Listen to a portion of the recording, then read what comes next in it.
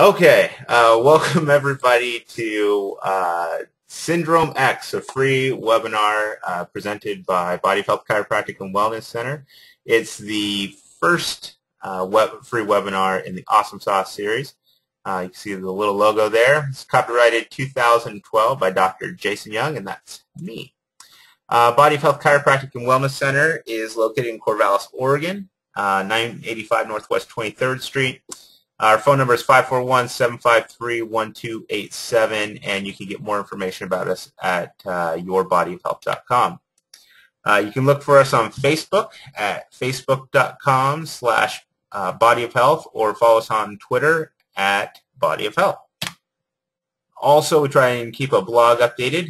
The address for that is blog.yourbodyofhealth.com, and hopefully you can find all kinds of good and interesting information on our blog.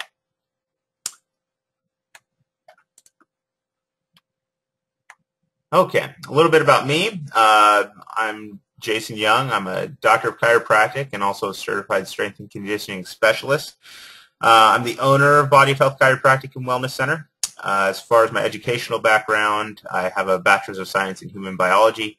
Did most of my undergrad at Oregon State University, go Beavers, and finished that out at University of Western States. As I mentioned, I'm a doctor of chiropractic. I also received my degree at University of Western States, and I'm currently a candidate for a Master's of Science in Nutritional and Functional Medicine from, you guessed it, the University of Western States. In the past, I've been an instructor of pathology at Oregon School of Massage in Salem, Oregon, and instructor of cellular biology or cell biology at Lynn Benton Community College in Albany, Oregon. And I do various ongoing continuing education offerings for massage therapists, chiropractic assistants, and chiropractors, and anybody who shows up to my presentations. So before we get rolling, the format of this presentation will last for about 15 to 20 minutes. At the end, there's going to be time for question and answers. So you can either submit those questions now as I'm doing the presentation, we'll get to them at the end, or you can wait if you are part of our live webinar audience. At the end, there's going to be a simple quiz for review, and one lucky person who completes the quiz will be drawn at random to receive their very own Awesome Sauce t-shirt. And of course, score doesn't matter. All right, and this is a picture of what the t-shirt looks like on the front and on the back. So good luck. Okay, on to our topic, Syndrome X. So whenever I publish this or advertise this webinar, people contacted me and they asked if I had made up the name Syndrome X because it sounds ridiculous. It sounds like something from outer space. But it's a real condition, and it's got several different names, such as cardiometabolic syndrome, metabolic syndrome, dysmetabolic syndrome, which I think sounds almost like the opposite of metabolic syndrome, insulin resistance, hyperinsulinism, prediabetes, Reven syndrome, and in Australia they call it chaos. The term Syndrome X was first used in 1988 by Dr. Gerald Reven, which is also part of the reason why they call it Reven syndrome, but they don't call it that very often.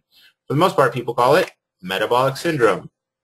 This term is probably the most descriptive whenever it comes to talking about this condition. So before we talk about the metabolic part, let's talk about the syndrome.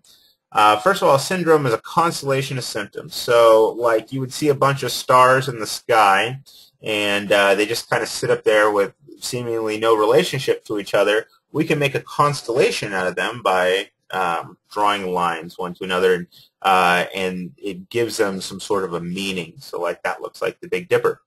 And that's a similar thing with syndromes. It's not really a disease so much as a collection of system problems. And so we can look at some symptoms like blood pressure, overweight, cholesterol, hypoglycemia, and diabetes, and we could say these related symptoms match up with this condition that we're seeing over and over. And so that's the way it is with metabolic syndrome. The metabolic part, metabolism, refers to the ability of our body to change substances into energy or to utilize substances that we eat. So for example, when you eat this great big hamburger, it's broken down into proteins, fats, carbohydrates. This is a simplistic view. I mean, there's really a lot more that's in the hamburger than just those three things, but in terms of energy, that's what we're getting. And then the proteins, fats, and carbs contribute to our blood sugar, also known as blood glucose. And blood sugar is essential for the function of our brain, muscles, livers, and other organ systems. If you didn't have any blood sugar, you would die. Okay, so a lot of times we talk about blood sugar and we're thinking, oh, this is bad stuff, but it's necessary. We just have to keep it within limits. So now let's talk about how your body uses this energy. First of all, whenever we take in carbohydrates or fats or whatever, and they contribute to our blood sugar, that's in the form of glucose. Okay, so glucose is a molecule that our body uses for energy. Cells take in the glucose, and then it transforms the atoms or the molecules that are in glucose to a usable form of energy within our cells. And so this comes from the food that we eat, and it also can be released from storage in the liver or fat cells. So look, there's the liver, and there's fat cells, and there's also muscle, which uses glucose, and lots of cells use glucose, but these are the main places that glucose gets stored in our body. And then we have insulin, which is also important. Insulin is a hormone. Hormones are molecules in our body that signal parts of our bodies to do different things. So, for example, when we talk about hormones, usually we think of things like testosterone or estrogen. And testosterone, signals a man to become a man and a woman to become a woman. And so insulin does some signaling as well, and it communicates with our body that we need to store glucose. And so this gets secreted by the pancreas, which is an organ in your abdomen. And when insulin binds with these receptors on the liver or the muscle or whatever tissue it's binding to, then it kind of opens up some channels, as you'll see in this next slide. It opens up some channels for glucose to enter those tissues. And that's, in a nutshell, in a very simplistic way, how our body uses energy. So as insulin binds, glucose goes in, and then you can see we have less glucose floating around. See, so a lot of glucose and some insulin, and then the insulin binds and that glucose goes into those tissues. And incidentally, the way it's supposed to work is that as the glucose gets used up in your bloodstream, then the insulin gets used up as well. Okay? So, what happens with metabolic syndrome? First of all, your body's ability to process glucose is overwhelmed by the demand. So you pretty much have more glucose in your system than your body is able to process. As a result, your liver becomes damaged. The receptors for insulin become damaged, which makes it hard for your body to use insulin. So, so it's kind of like somebody's knocking but nobody's home. You pack on fat around your organs, which is dangerous, and we'll talk about why. You develop inflammation throughout the body, which can contribute to a number of other problems that ends up making metabolic syndrome become very, very deadly condition. So let's talk about the overwhelming demand. So the sugar cubes are not here by accident. The glucose in our bloodstream is raised by consuming carbohydrates.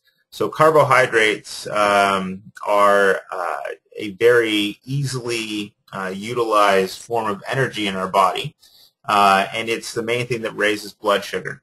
And it comes in a lot of forms. So there's sugar, glucose, high fructose corn syrup, starchy foods, syrups, breads, pastas, grains. All these things are carbohydrates. Basically, if it grew from a seed, it's got carbohydrates in it. So there's some plant matter that has more carbohydrates than others. Also, there's an issue of some carbohydrates being refined, and refined from like grains, like we're talking about like white flour or granulated sugar and things like that. And those can have a more drastic effect on our blood sugar. there's this concept called glycemic index, which is basically a measure of how much a food will raise your blood sugar. What I want to do is show you a website. This is from the University of Sydney, and this is a place where you can basically go to check out the glycemic index of foods. And it gives a number that you can use to reference or to understand how much a food will affect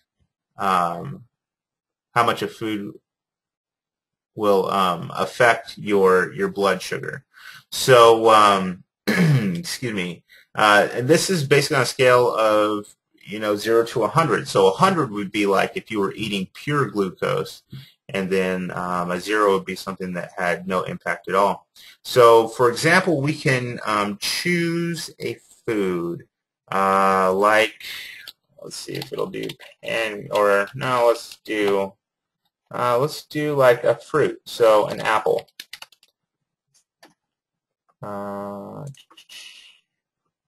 So here we can see what the glycemic index of an apple is. So, and there's a lot of different types of apples out there, and they each have a different glycemic index. And so we can see here on the scale of 0 to 100 what the glycemic index is. And then there's something over here that's also important called glycemic load. This is based on how much people typically get in a serving. So while apple typically has a pretty medium glycemic index, the serving sizes are small enough that it has a pretty low glycemic load. So like eating an apple is not going to spike your blood sugar too much. Whereas we can come to, we can put in pasta.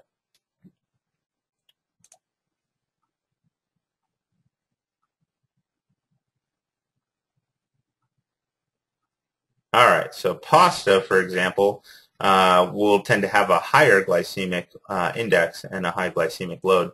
And so things like that, they push our blood sugar up, and it can make it difficult for us to manage that way. All right, so back to our presentation. More glucose in the blood leads to more insulin being released, and insulin is useful, but excessive amounts of this hormone aren't healthy. So insulin, basically, where there's insulin, you will accumulate fat. So insulin is necessary and it's good, but if you get too much insulin, you have a problem. The other thing that happens is if you have a lot of glucose in your blood and your pancreas starts dumping out lots and lots and lots of insulin, what it actually does is it will sock away so much glucose that you actually get your blood sugar too low, and that can be dangerous as well. That's called hypoglycemia, and it makes you lightheaded and sweaty and uncomfortable. The other thing that can happen is liver damage. So metabolic syndrome is the #1 cause of a condition called non-alcoholic fatty liver disease, also known as NAFLD. Nobody calls it NAFLD. But non-alcoholic fatty liver disease is basically when the cells of your liver get replaced with fat. So like over here, this is a nice healthy cell, okay, and there's no fat deposited in there. And then you can see there's a little bit of fat deposit and then a little bit more, and it's starting to kind of displace some of the natural things that should be in there. And then when you get too much fat in there, it can even start squeezing the nucleus of the cell, which in effect destroys it. So people with metabolic syndrome have high levels of fat, which is also called triglycerides, circulating in their blood. And this excess fat gets deposited in the cells, and then these damaged cells become scar tissue. And so then that's how people end up with permanent liver damage, called non-alcoholic fatty liver disease. And so now we're not just talking about controlling blood sugar and feeling a little bit tired or hungry, but we're talking about actually destroying important organs. The light is on, but nobody's home. So sometimes what happens is people get so much of an insulin signal that flooding the blood with glucose calls for too much insulin. And too much insulin can actually damage the receptors on cells. So like you look at here, insulin's supposed to fit in these receptors nice and easily, but if this receptor is constantly getting bombarded by insulin, then it starts to look all nasty and worn out like this. And so cells, so your body keeps dumping out insulin because it's saying, hey, we have a bunch of glucose here that we need to use up, but there's nobody listening to that signal from the hormone because it can't connect to the receptors, and then that's when people kind of get in these hypoglycemic states. VAT, not fat. So we get concerned about being fat, but what we should really be concerned about is being VAT. So VAT stands for visceral adipose tissue. The word adipose is a word for fat. And visceral adipose tissue, it accumulates around organs, and it compresses them, holds in toxins, causes inflammation, and is very, very unhealthy. There's a high correlation between having a lot of VAT and things like heart disease, cancer, and just a whole string of horrible diseases. Like here's a little diagram that I drew myself. This is like the low back, right? And this is somebody's belly. So this is subcutaneous fat, which is fat that's just right below the skin, and like that's the kind that you like get on the hips and a little bit on the belly. But then you also have something called visceral adipose tissue, or VAT, that wraps around organs, and it's very, very unhealthy. You can see this in people in how they kind of hold their fat. So there's an apple distribution versus a pear distribution. So this cat right here, he's got an apple distribution of fat. And you might have seen people like this. They got the big gut and everything and the big arms, but then they got the little skinny chicken legs. They look like if you were just looking at this person's legs, you would never even know that the rest of them was overweight. And so that's kind of the apple distribution. It's far less healthy because you have a high degree of visceral adipose tissue. And then there's the pear distribution where, the fat is more subcutaneous and gets distributed everywhere. Now, this isn't to say that subcutaneous fat is healthy fat. It's just saying that it's not as damaging as visceral adipose tissue. And it's also not to say that this person who has a pear distribution doesn't have any visceral adipose tissue. And so, but the visceral adipose tissue is by far more dangerous, and it results, or it's, you can bet that people have a high degree of VAT whenever they have metabolic syndrome. Inflammation. Inflammation is a common factor between most of the chronic diseases out there, all the bad ones. You might have seen this cover of Time magazine that was out till probably about 7 or 8 years ago. But it is the secret killer, inflammation. And basically the idea is that cancer, heart disease, lung disease, diabetes, they all have the same mechanism basically, which is inflammation damages cells and it leads to dysfunction and disease.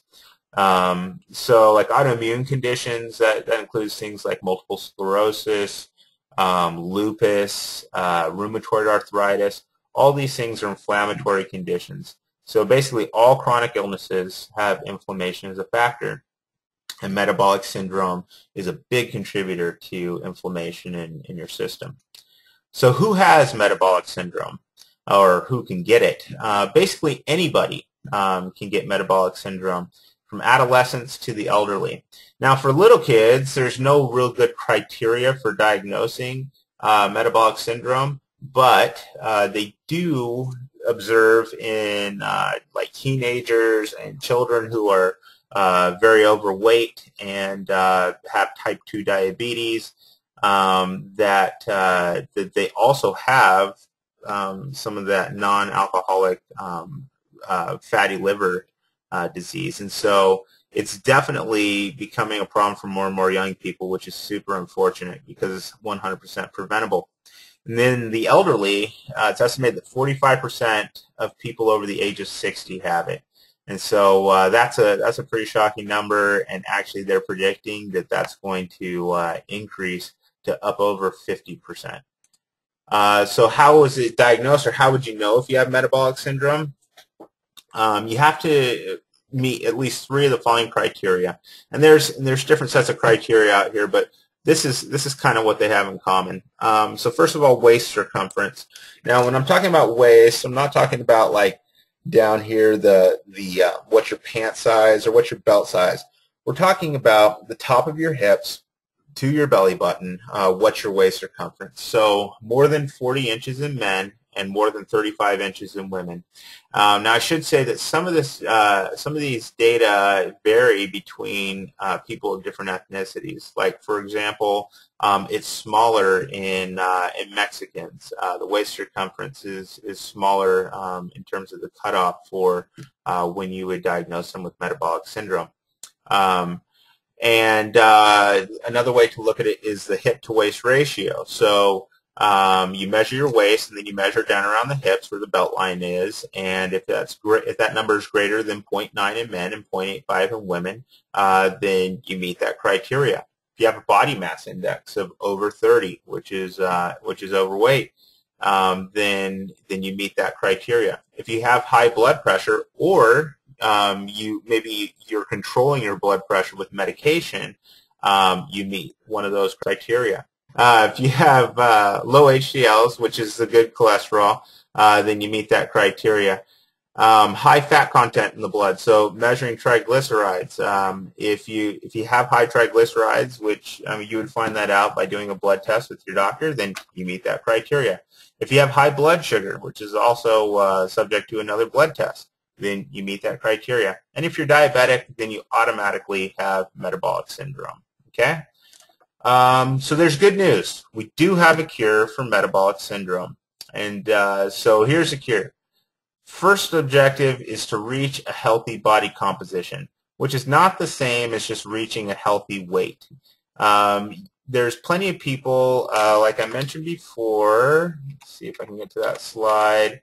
So there's plenty of people that have this kind of distribution. So they have visceral adipose tissue that's contained under a layer of subcutaneous fat, and they look pretty thin. Like, you wouldn't look at that person and say, oh, this person is fat, or maybe they weigh, or maybe they have a healthy weight according to body mass index measure, but they have a high degree of that visceral adipose tissue. So what you really want to do is reach a healthy body composition, which is having a low percentage of body fat and a higher percentage of lean muscle mass. So get your body mass index below 30. This helps your blood pressure. That's probably one of the biggest things that helps influence blood pressure is your body composition and your weight.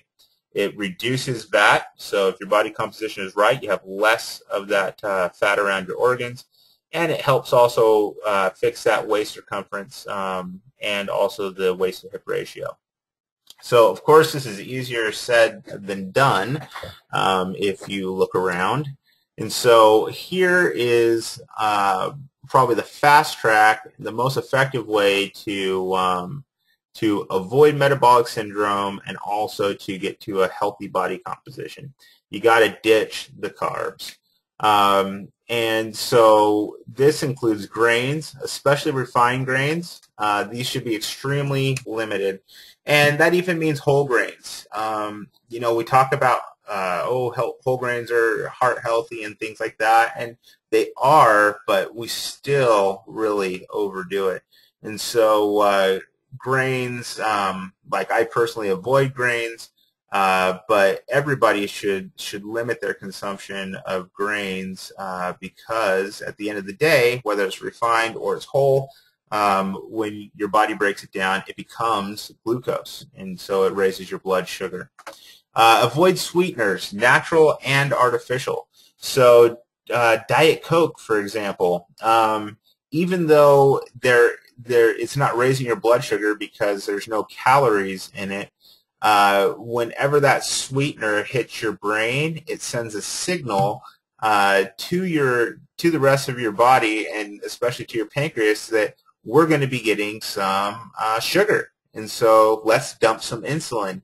And then you have one of those situations where your insulin comes out, it's taking the sugar that is circulating in the blood, storing it away in tissues, and it's damaging those receptors that are on the tissues, and you end up going hypoglycemic, where you feel like you're hungry and then you end up eating more. And what do you eat more of? You eat more carbs typically, because carbs, your body knows, will get your blood sugar up the fastest. So even if it's an artificial, no-calorie sweetener, you should still avoid it. And then of course this means sugar, and sugar is sugar. Okay, I don't care if it's organic, brown, cane, evaporated, irradiated.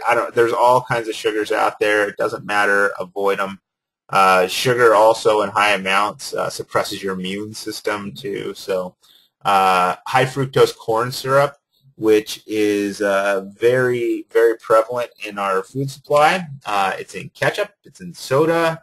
It's in candy. It's in just about everything. The fructose, it's in high fructose corn syrup, can only be metabolized in your liver. And remember, the high blood sugar is already beating the tar out of our liver, and so our bodies just don't metabolize it well.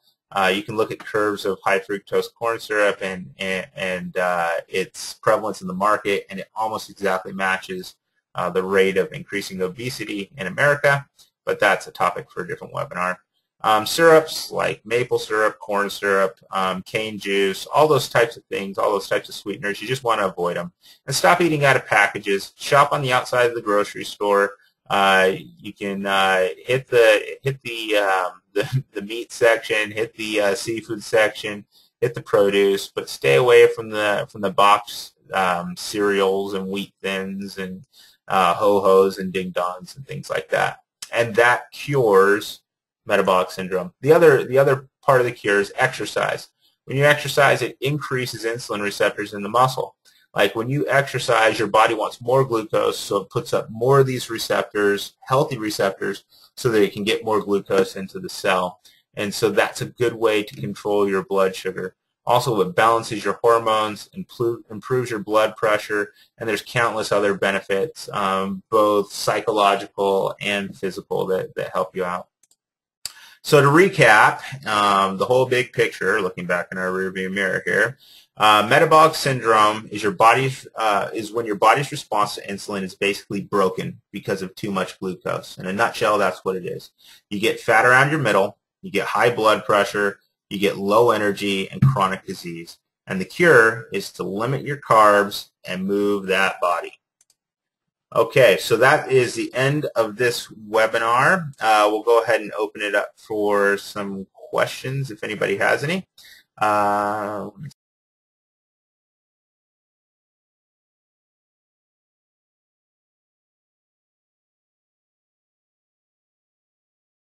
Yeah, sure. Like I said, first of all, it's a topic for another webinar because there's a lot to talk about when it comes to it.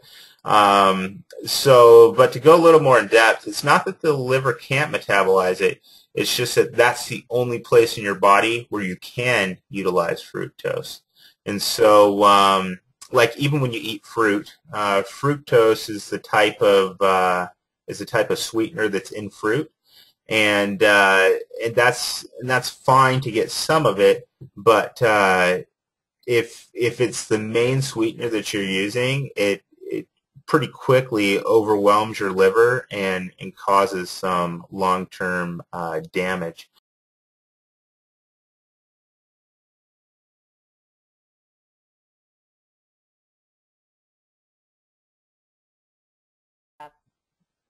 So yeah, so that's a good question because people say, oh, well, what I'll do is I'll just, not do sugar, not do high fructose corn syrup, but I'll do agave. Well, agave is mostly fructose, and it's also a refined product. The advantage of agave is that it doesn't raise your, or it doesn't have a high glycemic index.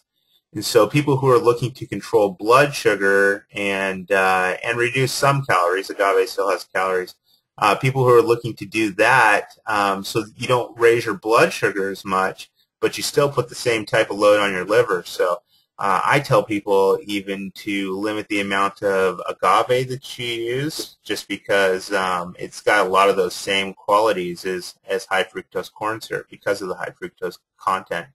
And then with honey, Honey is a pretty good alternative, but it's still a sweetener, and the idea is that sweeteners signal our brains to release insulin, and when you get the insulin release, that's when you're getting fat deposits, and you can become hypoglycemic, and it's just kind of bad news. And so honey every once in a while and stuff isn't bad. Agave every once in a while and stuff isn't bad. But people, for the most part, just really need to change their palates and kind of steer away from things that are really super sweet.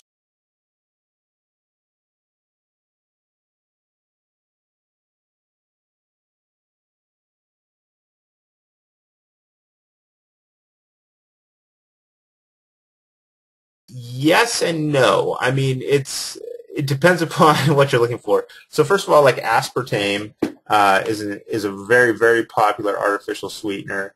But there's a lot of research, some of it's animal research, that shows that aspartame can cause brain tumors. And there's some experts out there with the belief that if you use aspartame, you're guaranteed to get a brain tumor. And so in that respect, are they worse than like sugar? Absolutely. Sugar's probably not going to give you a brain tumor. Sugar will just give you, heart disease. But so it just depends upon what kind of horrible death you're looking for, I guess, whether you want to use artificial sweeteners or like a sugar or something like that. I mean, really the key is to decrease the sweetness of your diet overall. And if you're like me and you just do like sweets, because I do like sweets, probably the best way to get your sweets is through eating fruit, like fresh fruit that's in season, and eating like the fiber part of it too, because the fiber in the fruit kind of gives you some protective effects against the load of fructose and other sweeteners that are in there. So adding fruit to your foods is helpful, but then again, you can overdo it with fruit too if you're really trying to limit your glucose.